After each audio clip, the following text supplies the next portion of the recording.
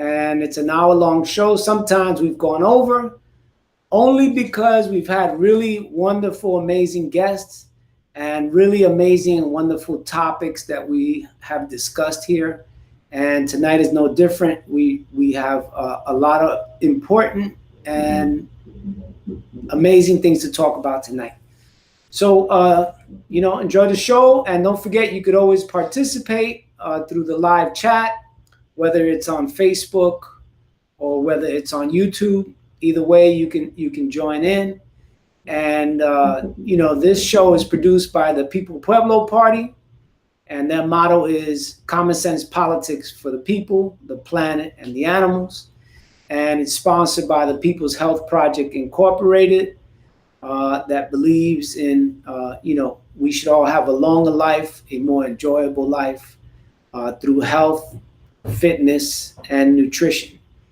So without any further ado, we're going to start with our first segment, which is always Stop COVID. And I'm going to bring our guest on stage, and so they can also listen in, and then we'll introduce them all. So the first person I'm going to bring on stage is Brother Bill Hargraves, and let's hope that his audio is doing what it's supposed to be doing. And so what's up, Bill? Hey, what's up? You got no faith in my audio? Nah, we good. We working today, man. Okay, my audio's good. Hey, how you doing, man? Welcome to another Monday show. There's a lot to talk about. I don't want to spoil it. I'll let you introduce it, and I'll go from there. Right. I'm also going to bring on our guest for today. And the guest we're having today is Brother Ralph. He is a long-time organizer, activist, revolutionary against colonialism, against imperialism, for freedom. And, we feel very honored and privileged to have him here today. This is his picture here holding the mic next to Mumia Abu-Jamal, who we're also going to talk about tonight. And let me just let Brother Ralph, say a few words as an introduction. Ralph, there's no way I could do justice in introducing you. You are a titan in our community and in our struggle. So I was wondering if there's anything you wanted to add in terms of the introduction, because I know, nobody could talk about Brother Ralph without mentioning Sister Lynn Stewart and all the work that Brother Ralph has done over the years. But I know I can't do justice, Ralph. So if you wanted to add anything as an introduction, please do so.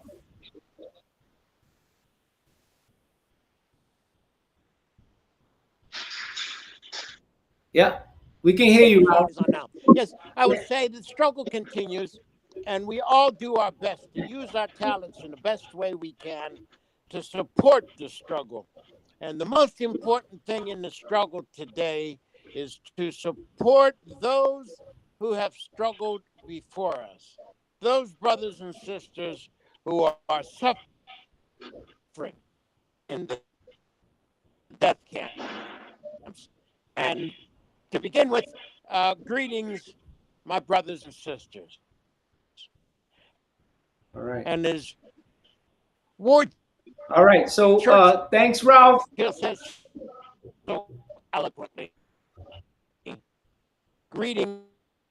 Audio's not that great, but my all right. Family. All right. Thanks, Ralph. And along with that, I have to say that we have to up our game, improve our game. Hello, in supporting our most notable political prisoner, who will skip over the other brothers and sisters who have not been so well known as Mumia Abu-Jamal.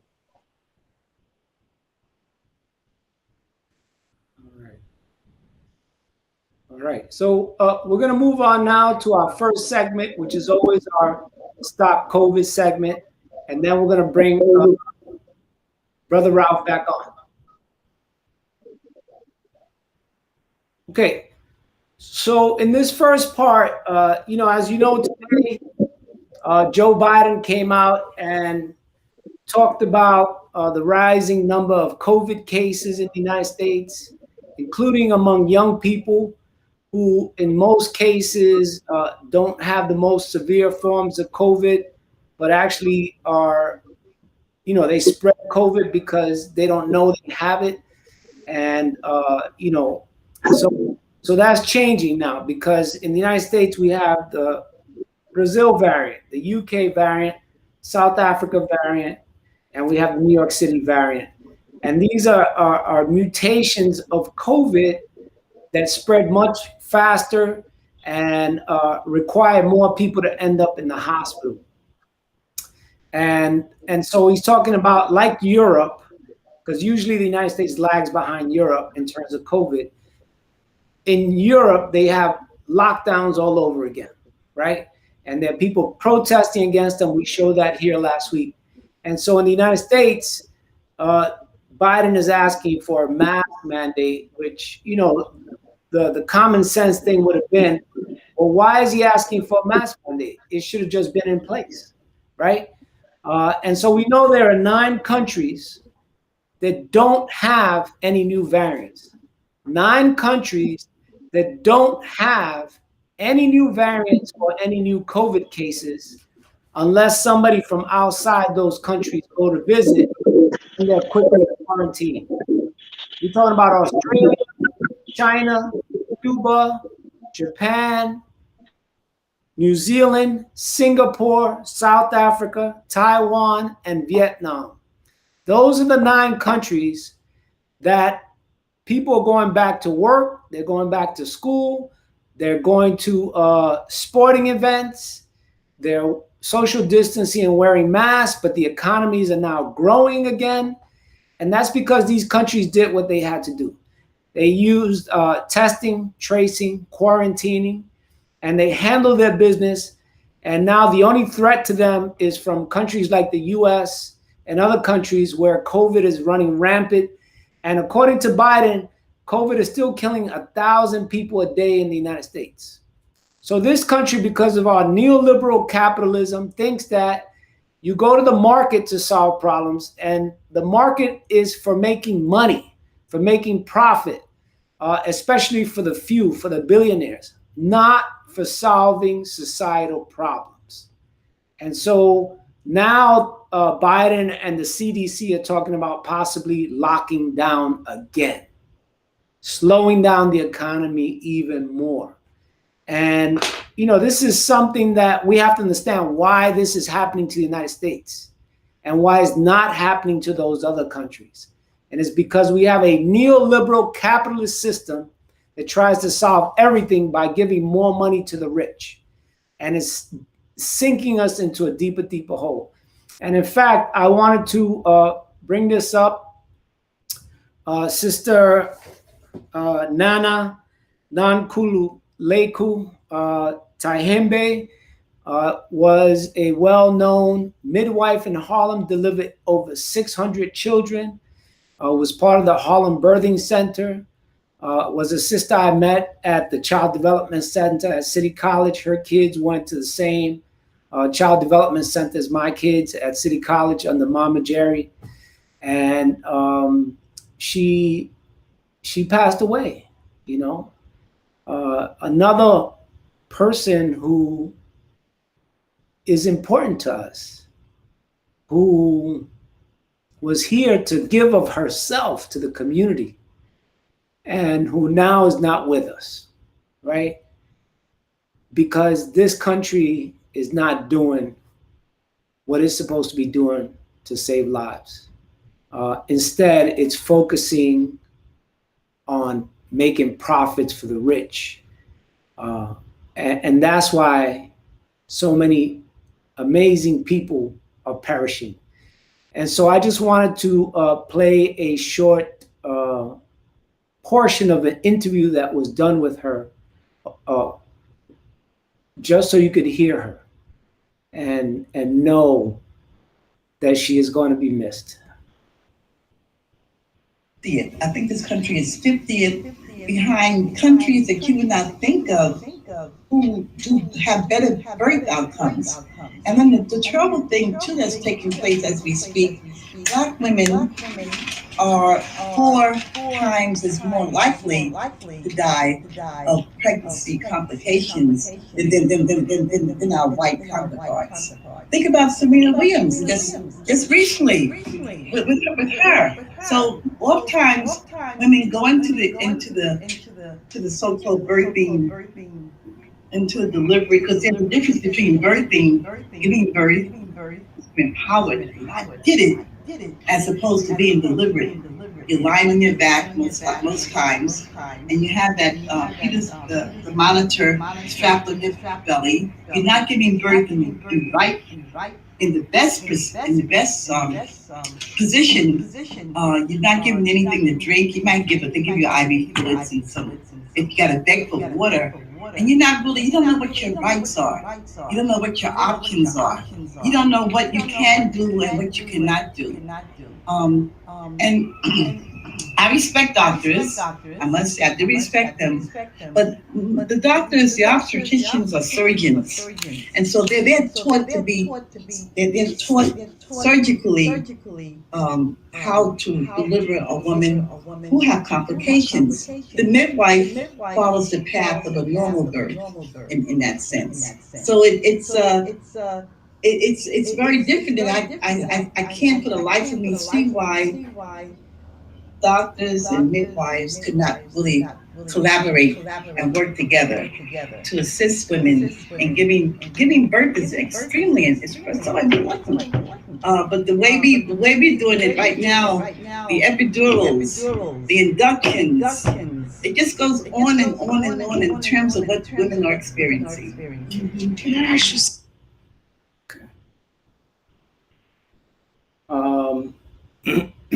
So, I just wanted to play that, and we'll probably have to do a whole show, Bill, just on her and her contributions to Harlem and to women and children and families. But, I wanted to put this up. There's a GoFundMe page, and, her family is raising money so she can be buried in Senegal. And so, our number is scrolling on the bottom. If you want more information, if you want to help out and donate to a family that's struggling right now, that is feeling a loss right now, as all of us who knew her are. Please give us a call, and so we could all chip in and help out. But, this kind of thing is happening every day in this country. 1,000 people every day are still dying from COVID, while there are other countries that are already past this. And so we have to understand what's really happening. All right, so let me bring on Bill. See, Bill, you have any comments, anything you want to say at this point? Yeah, I don't want to mispronounce the sister's name, but she's with the ancestors now, and she just reminds me of modern day Mother Hill that hailed from Harlem as well. So it just goes to show how many of us really rely on one another, and it goes to show during Women's History Month the importance of a woman, in particular the essence of Mother Africa, and how she would do natural childbirth. And that we do need to do a show on that, because when we talk about natural childbirth versus a surgeon doing it, if you got complications, they talk about practicing squats, the way you walk, and just preparing, and how you deliver it. Gravity pulling it out, the natural gravity pull to help the baby come out. So I'm fascinated to learn of her, and I'm looking to hear and learn more from her. So yeah, we definitely got to do a show on that. And I know the character that you are, that she was near and dear to your heart because you always been a part of the community and you always supported a righteous and a noble cause. So I mean, my condolences go out to the People-Pueblo family on behalf of you losing a friend, and you lost a friend too, even if we didn't know it, because to deliver 600 plus baby is a lifetime and undertaking on her part. So for that, even though she didn't have the pleasure and delivering it in my kid, you know, I take my hat off to her and I say. Shay, thank you, brother. All right. I'm gonna bring Brother Ralph back, and I'm gonna unmute his mic, and let's see. Hi, Ralph. Can you hear us? Yeah. All right. So right now, I don't know if Ralph can hear us. The screen is dark, but we're gonna move on to the next segment, and what we're gonna be talking about is Mumia Abu-Jamal. And as soon as Ralph's mic gets fixed up, we'll bring him back on. So, you know, I'm just going to play this this very short segment about Mumia Abu-Jamal, and then we're going to have some discussion. Hopefully by then Ralph's mic will be fixed up. So let's go now. Let's see.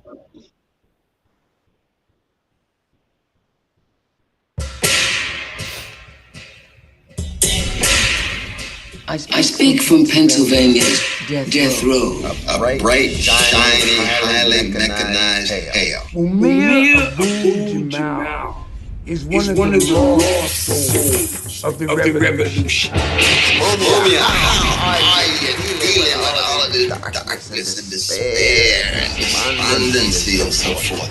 And you're right about it. Tell the truth about it. It's a living hell. It's a nightmare. Powerful governments like to control. They love to control. And they're trying to figure out how to shut him down entirely. They have moved heaven to stop this voice being heard in the United States. When we talk about them that are maligned and slurred as terrorists in the major media, they're really on small fry. They're retail terrorists, wholesale terrorists of the United States government. The whole problem is really the blacks. The key is to devise a system that recognizes this while not appearing to. Well, they did. Fires in the sky.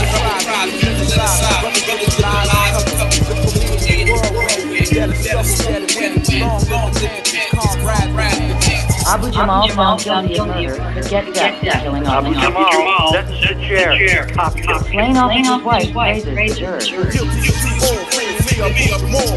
There were reports being written on him since he was 14 years old. I think it's become towards radical, with, of course, the help of the police department. Mumia is imitating the first cry of the first slave brought to this country who said no. This is what he's able to do to make what's on CNN the lie that it is, and tell it to you with the charisma of Malcolm X. And that's dangerous. That's beautiful. What makes Mumia so threatening to many people in the United States is that he is still a revolutionary. And because he has been in jail for so long, the system has not had the opportunity to calm him down. On the move. From death row. This is Mumia Abu-Jamal. So this is just a like a trailer from a movie. It's called Mumia, Long Distance Revolutionary, on the Move. And, you know, this, what's happening to Mumia is very indicative of what happened in the 60s and early 70s. There was a revolution in this country that was about liberation, that was truly about anti-racism, getting rid of sexism. There was a movement. There was the gay rights movement. There was a women's movement. There was, revolutionary fervor. And we lost that revolution. And so in the United States, there are political prisoners. there are political prisoners. The United States goes around talking about Saddam Hussein was doing this to his people, weapons of mass destruction, and the U.S. goes in and kills over 1 million Iraqis. The United States goes, talks about, Gaddafi is evil, he's terrible, there's going to be mass rapes in Benghazi. And then the United States goes in there, bombs everything, and now people are being sold as slaves in Libya, right? And so now we hear about this genocide of the Uyghurs in China. What genocide? Where's the proof? Where's the evidence? We have evidence of genocide of Native people in the United States. We have proof of genocide of African people in the United States. That we got proof of, and is well documented. And so when the United States has a conference with China and Alaska, talking about genocide and human rights violations of the Uyghurs, the Chinese, they look at them like they're crazy. The United States, that has an ongoing record of genocide against people, including supporting Israeli genocide against the Palestinians, has the nerve to preach to anybody about genocide. And so the Chinese took them to school, right? And so Mumia Abu-Jamal is in prison. He's a political prisoner.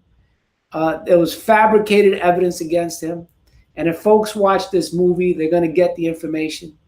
I want to bring Brother Ralph back on because he is an encyclopedia of knowledge about our struggle and about all the political prisoners and how we need to free all political prisoners.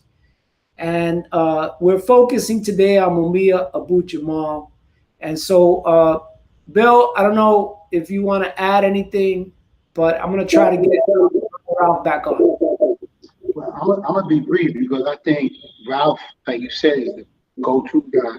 But I mean, it's still, like I always say, it's money power and it's people power. And people power is important as money is. The Bible says that money is the root of all evil. People power is the strongest power known to mankind. And the reason why I say that, I couple that with the fact that how many times were they scheduled to execute this brother?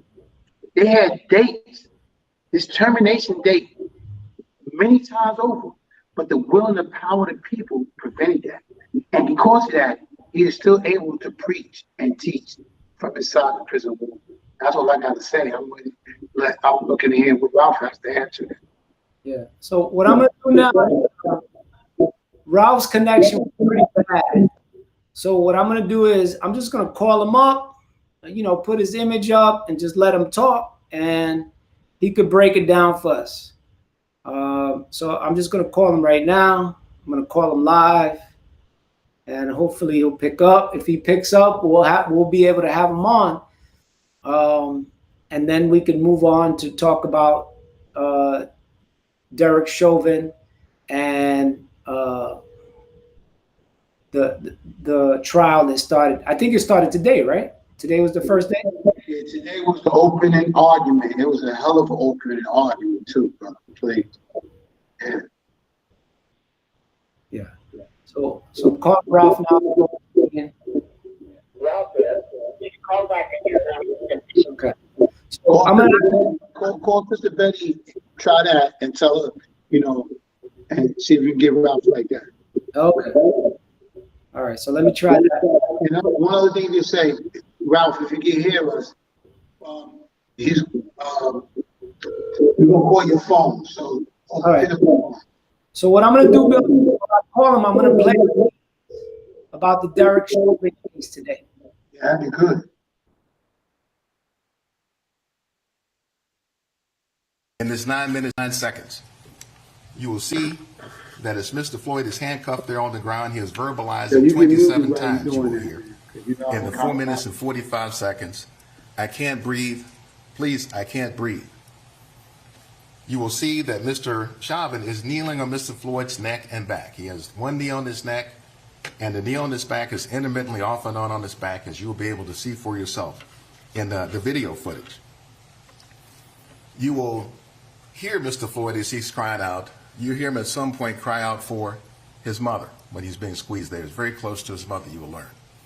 You will hear him say, "Tell my kids I love them." You will hear him say about his fear of dying, he says, I'll probably die this way. I'm through. They're going to kill me. They're going to kill me, man. You will hear him crying out, and you will hear him cry out in pain. My stomach hurts. My neck hurts.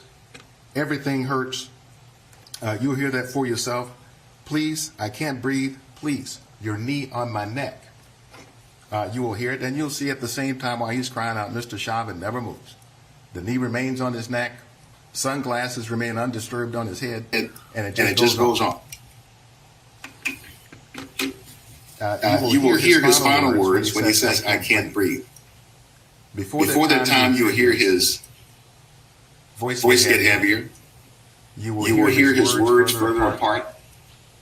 You will see that his respiration gets shallower and shallower, and finally stops when he speaks his last words, I can't breathe.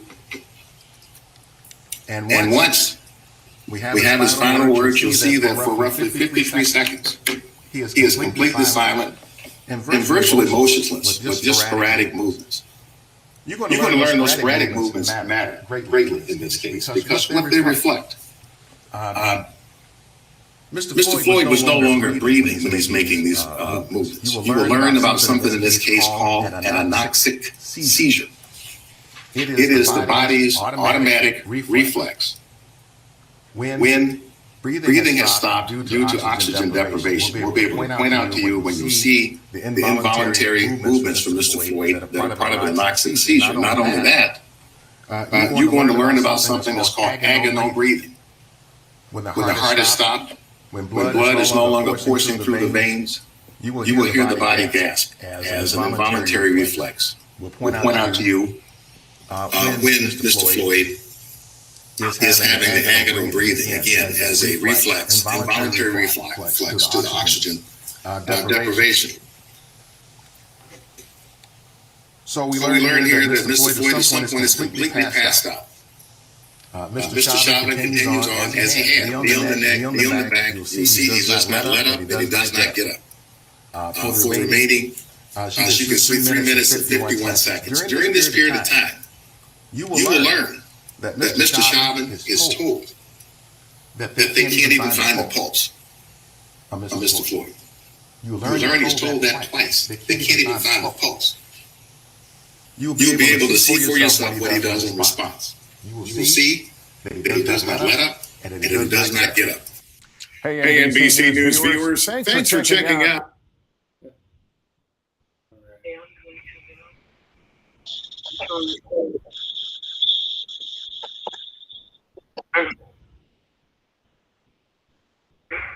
Okay, so we just heard opening arguments from the prosecution against the police officer who killed George Floyd. And before that, we were talking about the case, the injustice done to Mumia Abu-Jamal and other political prisoners here in the United States. So now we have Brother Ralph Pointer, and we have his picture up, but we're going to get his audio directly. Bill, just let me know if you can hear Brother Ralph while he's speaking, okay? All right, thank you. All right, Brother Ralph, thanks for being here. We were talking about Mumia Abu-Jamal and other political prisoners, as well as what's happening with the Derek Chauvin case, the murderer of George Floyd. So your mic is open, Brother Ralph. Well, thank you, my brothers and sisters. And I am aware of the opening of the program when Mark told us about the problems of COVID in America. And we must understand our own failures for the problem. And the problem is, in America, we don't have a national health care system. Now, it is proven that you can develop a vaccine quickly. They did it. They developed several vaccines quickly. But they do not have a system in place to deliver the vaccine. Therefore, it's going to take a while for people to get the vaccine in America due to our lack of health system. Second point, we must understand that Darwin's theory of life is true. The longer the vaccine is not cured, it will change and become more viral, become more dangerous. And so in America, the theory is we'll get Americans vaccinated. We won't do anything for Brazilians. We won't do anything for Africans. We won't do anything for the people around the world, which means while we're vaccinating Americans from one strain of the virus, 20 others will be developed that will come back to haunt us. Then our political prisoners, then our prisoners of politics, that is victims of American politics, the prison system, they're not getting vaccinated. And so therefore, while we claim to be curing the COVID-19 with a vaccination, all of our vaccinations may well become mute because there'll be another disease that comes. And so all of the same things, our lack of understanding and recognizing the truth of our government will come back to haunt us. And here's a major truth that I must speak of this evening and all evenings. We see recently in the last couple of days terrible incidents where many people were killed. In Colorado, 10 people were killed. One a police officer with his brain shut out. We saw before that another incident where 6 people were killed. And in both instances, the perpetrator was captured and handcuffed. And yet, for people of color, Eric Garner has selling cigarettes, individual cigarettes. Police, the army of occupation kills him, and I'm getting disgusted with people who can't speak of that reality. The army of occupation, not a police force. A police force does what they did in Arizona, Colorado, and in other instances where white perpetrators are captured. They're handcuffed. They go to trial. We are murdered. This is what an army of occupation does. That's what they've been doing in our black community. This is what a vicious government does in terms of continuing slavery, supporting the corporations by having free prison labor, cheap prison labor, not giving them medical care. Lives have no meaning whatsoever for those people who are in the death camps. So let us be clear with our own language. We send our people to death camps. Those who fight for liberation do long terms in death camps. Those people on the outside are daily victims of an army of occupation. And we must understand our circumstance. We're dealing with an army of occupation who wants no resistance whatsoever. The government wants zero resistance. And if you get any resistance, they do what an army of occupation, what army of occupations have always done everywhere they occupy, they destroy you. And so if we begin to understand our circumstances and support those people with the courage to fight against these terrible circumstances, if we support ourselves in demanding from this government that insists, this capitalist government that insists on a middleman to make money on production instead of the people receiving the results of their labor, as in slavery, people who should receive the results of their political labor in terms of voting and asking for demands. If we refuse all of these basic regulations or rules of life, we will disappear. And maybe that's the way it should be. People who refuse to fight to recognize their humanity, maybe these people should go. But we don't want to be in that number. We want to be in the number of a free people who demand our rights, who understand our human rights and do something about it. And the passing of our dear brother, Skip Fitzgerald, is tragic, because I remember when Sister Lynn got out of the death camps, one of the early letters she got was from Skip Fitzgerald that said, "Would you please take my case? I'm in trouble." Well, Sister Lynn was very ill. She was able to last 3 years, 3 months, and 7 days before she passed. But she was in no condition to do work. She spoke out on behalf of our political prisoners, Mumia, Sundiata, and she used some of the words of our political prisoners. And Sundiata Okola wrote her a letter and said, "The faith that our political prisoners have, that the people will free them, is faith that no religion can compare to." And I hope that it is not false faith, faith in vain. We must work harder, better, truer to ourselves, and force this political system to release those brothers, those political prisoners, those sisters, those political prisoners, which are too many for me to name on this program. Release them, because we are people who care for those who care for us, those who gave their all for us, and we care for our own humanity. We must have a government representative of the people, for the people, and by the people. That was so well said many years ago, but was never done. And my brother Mark, thank you for your work. We're learning this technology, yes, and we will use it better, yes, as time goes on. I'm sorry that I don't have my ingoing where you could see me as well as hear me, but I'm looking forward to continuing this struggle with honorable, decent, struggling brothers and sisters who understand their own worth and the worth of their people.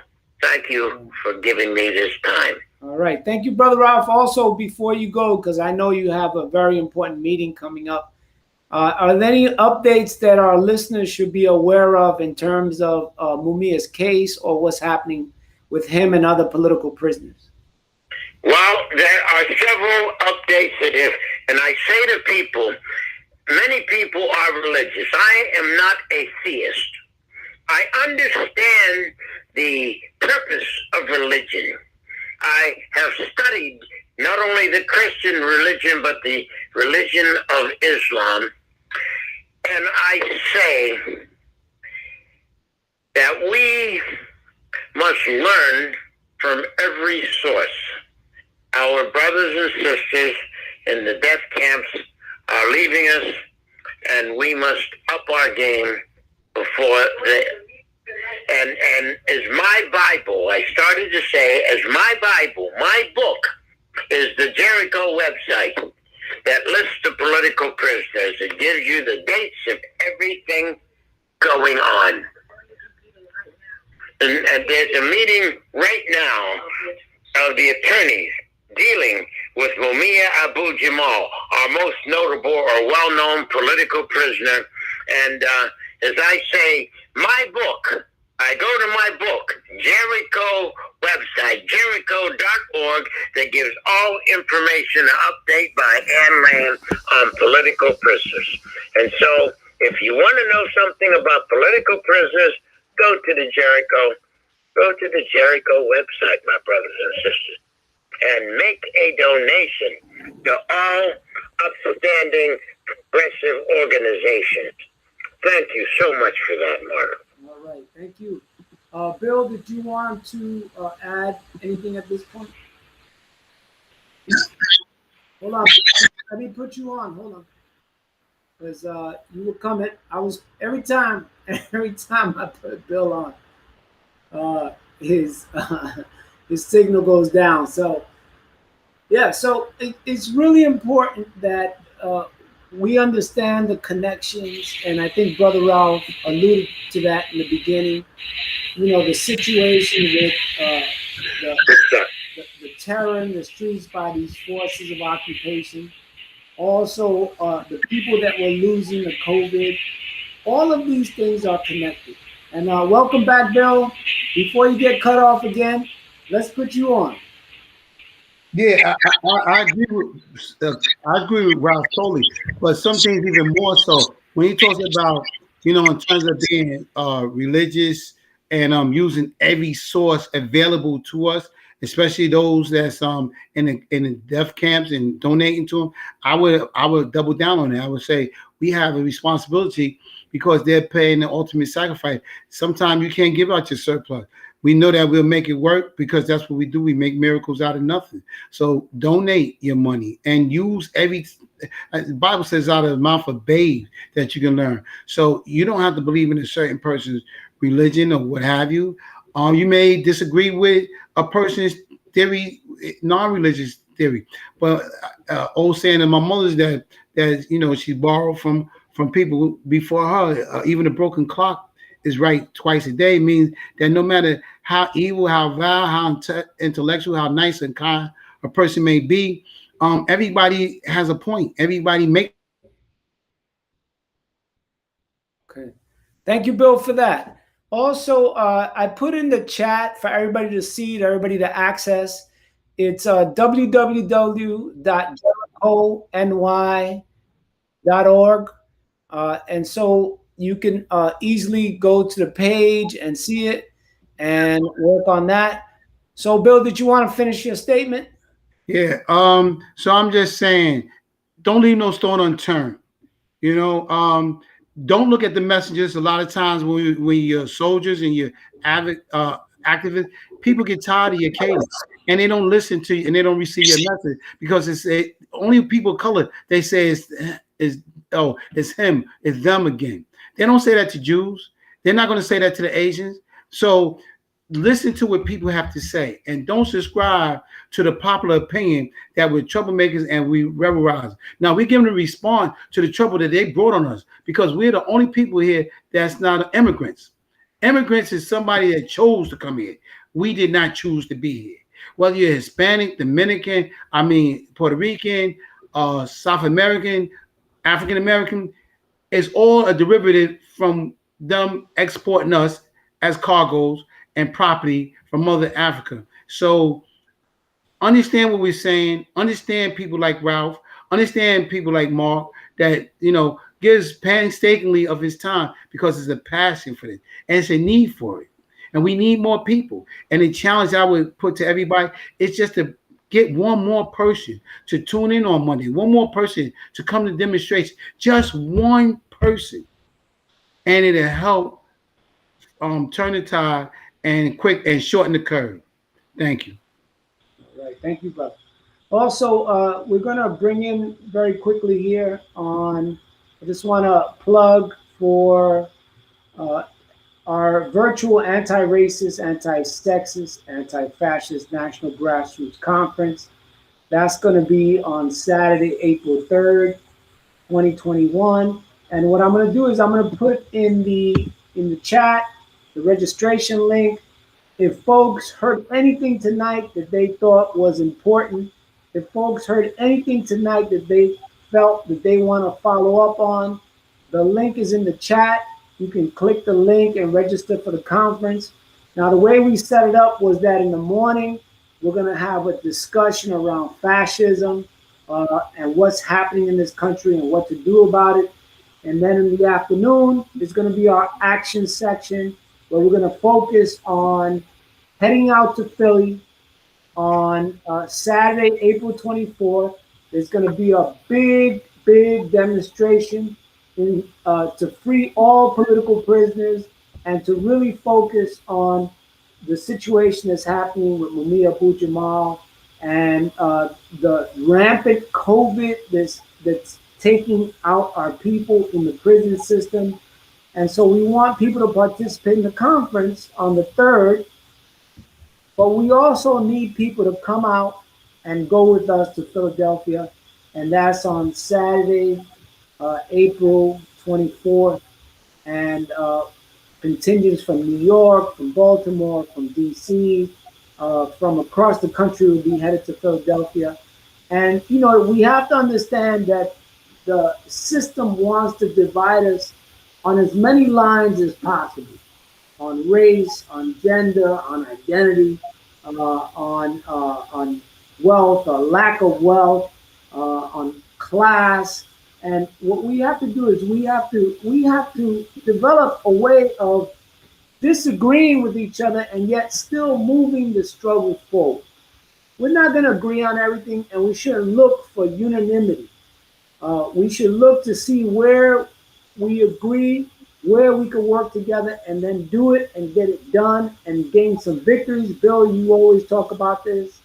You talk about it's important to gain victories, and there's no way we're going to be able to gain victories if we don't find common ground.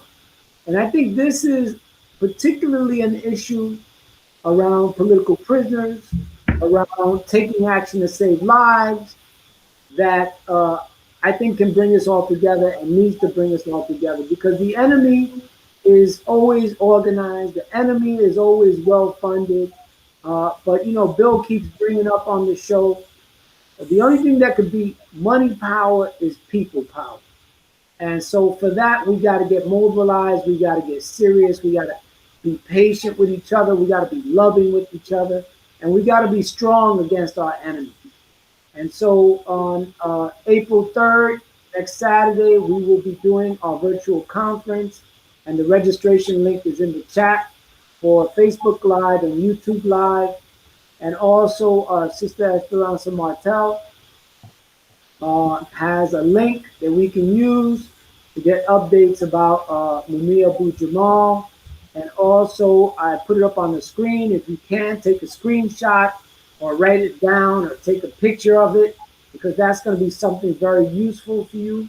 And also, she has another comment, because you know we always share comments from the chat.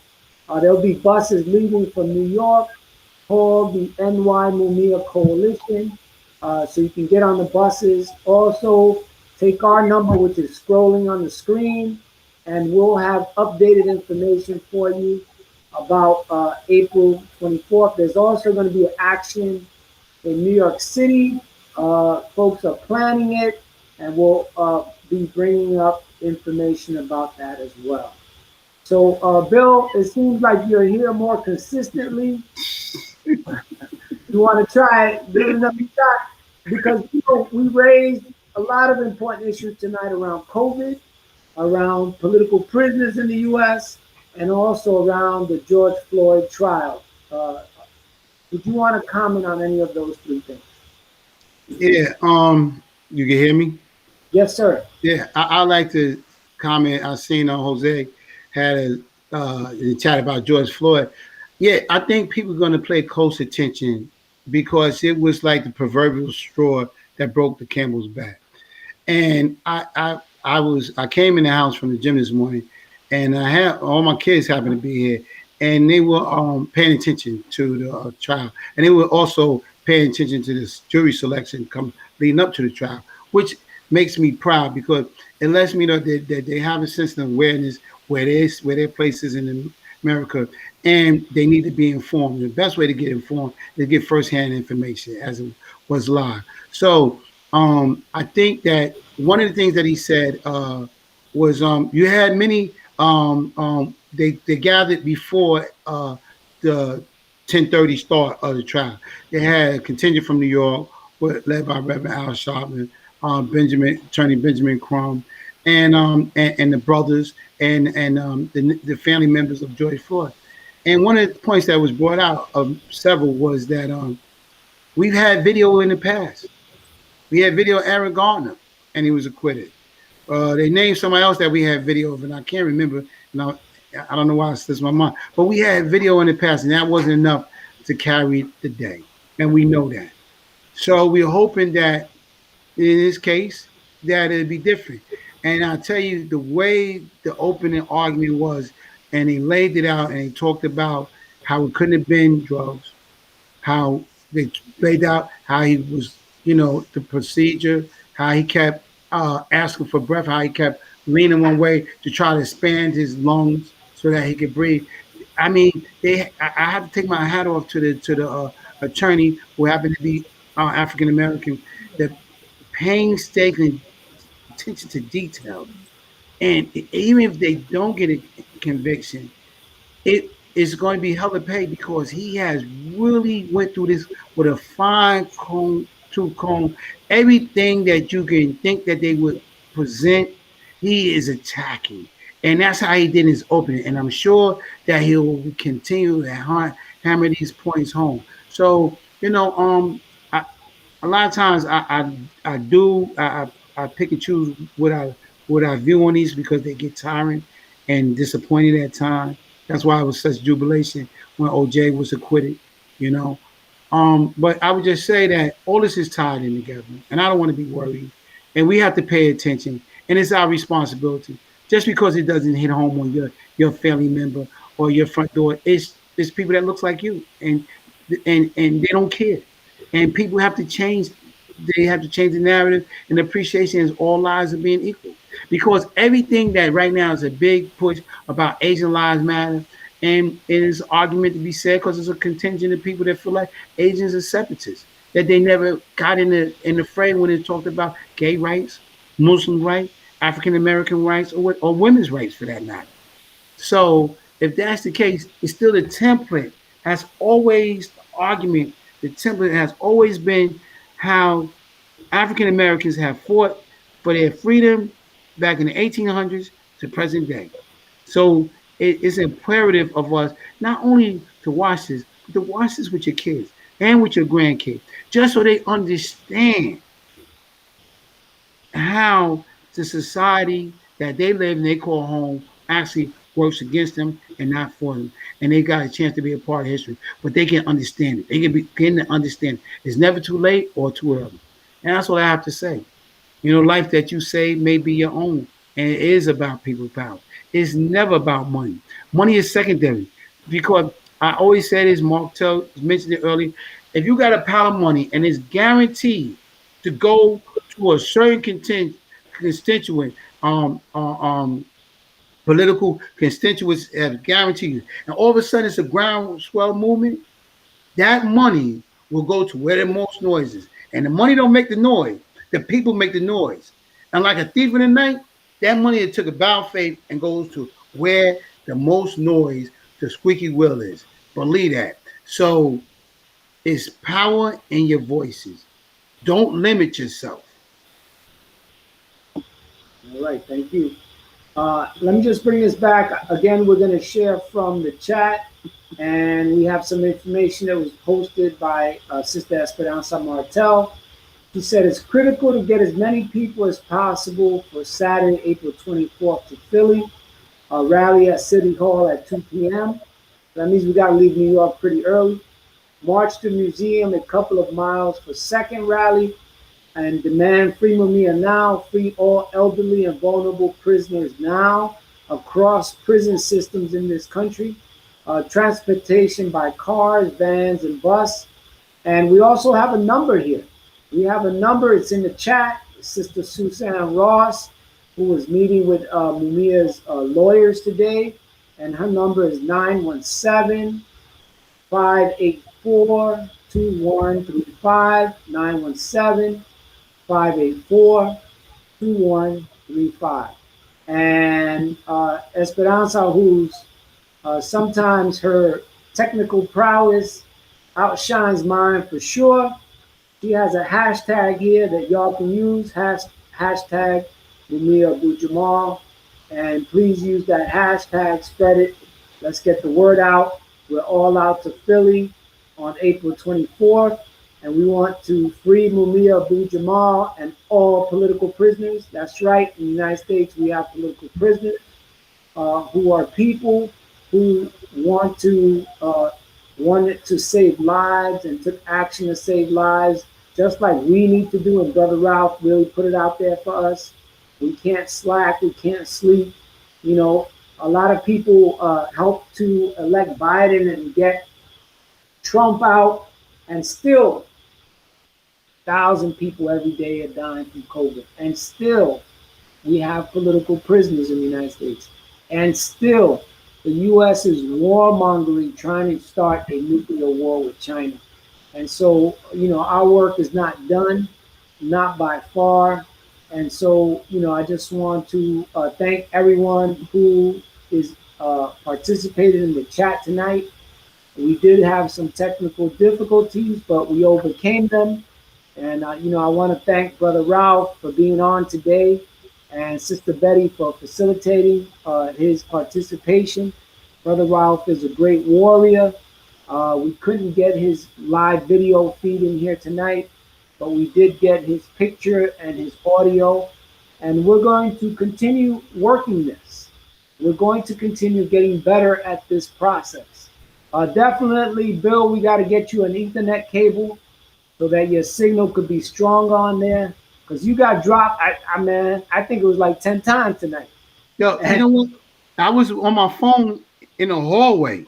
I didn't get dropped once. Right. I get in the house, I get on, and it's unbelievable. Yeah, and that's because it's Wi-Fi. But we'll get you an Ethernet cable. We'll get you plugged directly to the modem. And I guarantee you it'll cure that problem. It can't be much worse. I'll tell you. So what I want to do is, you know, I want to remind people next Saturday, April 3rd, again, we're going to have a virtual conference. The morning segment, we're going to be talking about fascism and what we should do about it. We're going to talk about racism, what we should do about it. Talk about sexism, what we should do about it. We need, in general, to take action to save lives, but we got to do specific things. And so on April 24th, we need everybody out to Philly, free all political prisoners, free Mumia Abu-Jamal. And then on May Day, across the country, it needs to be a day of action where everybody locally in their communities, in Harlem, in Soundview, in Fordham, in Bed-Stuy, we need people mobilized and we need people organized. We need to have tenant associations, block associations, parent associations. We need to get everybody organized. And when we talk about unionizing for Amazon workers, it's all part of the same struggle. You know, we want to be in solidarity with the workers in Bessemer who are voting to be unionized, but we also want workers on 125th Street to be unionized. And so that responsibility falls on the righteous people, on the people who want to do the right thing. And so we need to do day-to-day organizing. It's not easy. It's not glamorous. We need to build an infrastructure for organizing, which means we need to raise money.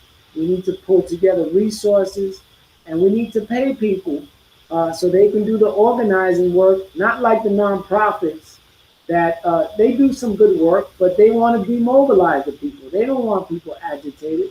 They want people passive. And so our organizing, our infrastructure needs to be for revolutionary change in this country. You know, we can't let this beast take more lives, kill more people, and create more havoc and destruction here and around the world. We have to get organized. We have to get mobilized. Bill, before we wrap up, we got about a minute left. Any last words you want to impart to our audience? No, I just want to reinforce something you said, and it's an excellent point. I totally forgot. The vote today is today. They're going to count the votes tomorrow for the workers in Bessemer, Alabama, to see if they actually are going to become union. And that's very important. If they're successful, then you figure it's going to be more where that came from. And pay attention to that, because if they are successful, therein lies the reason why we struggle. Therein lies why we take it on and we don't say no, because you never know. And if you don't do anything, nothing's going to happen. And if for some reason it doesn't work, we just go back to the drawing board. But if they are successful, that is exhibit A as to why the struggle is important and is continuous. All right. So I want to thank everybody for being here tonight. We'll be back on next Monday, 8 p.m. to 9 p.m. And of course, the People-Pueblo Party, we're going to be holding monthly political education sessions where a lot, you see, in terms of social media, we're only working within an hour. We're bringing up issues. But what we want is, at a later date, the Political Education Committee for the People-Pueblo Party will be holding monthly forums where we'll be able to get into issues a lot more in depth. And so, I want to thank everybody who came out to see us, support us, and comment in the chat. And I just want to end the way we always end, with all power to the people. All power to the people. All power to the people. That's right. Go ahead.